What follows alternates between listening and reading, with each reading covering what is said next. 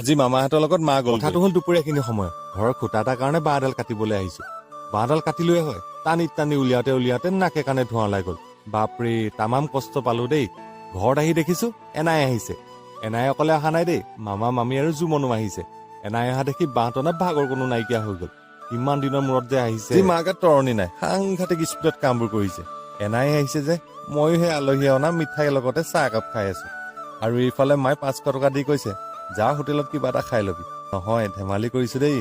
মাছ 1 কেজিমান আনিব কৈছে আৰু লগতে ফুলকবি কেইপামান। এইফালে মাছ ফ্ৰাই কৰি আছে আৰু লগতে ব্ৰইলাৰ মাংস। মাছ এডোখৰ টেষ্ট নকৰাকে থাকিব পাৰি জানো? মেকুৰীৰ লগতে মই গোন্ধলৈ থাকিব পৰা নাই। দুই বিয়নী বহুত দিনৰ মূৰত লগ খাইছে যে কথাই শেষ নহৈছে। বয়স হলে চাগে আমিও এনেদৰে বহি কথা পাতি থাকিম। খানা একদম ৰেডি হৈ গ'ল। মামাহঁতে ডাইনিঙত খাব, মইহে বাহিৰত খাম। টেবুলত মানে ঠেকাঠেক হ'ব। এইফালে এনাই মামা মামী যাবলৈ ওলাইছে আৰু লগতে মাও যাবলৈ ওলাইছে। মা মানে ওচৰৰ খুৰাহঁতৰ ঘৰত বাৰ্থডে খাবগৈ। সেই একেলগে এডোখৰ উঠি গৈছে।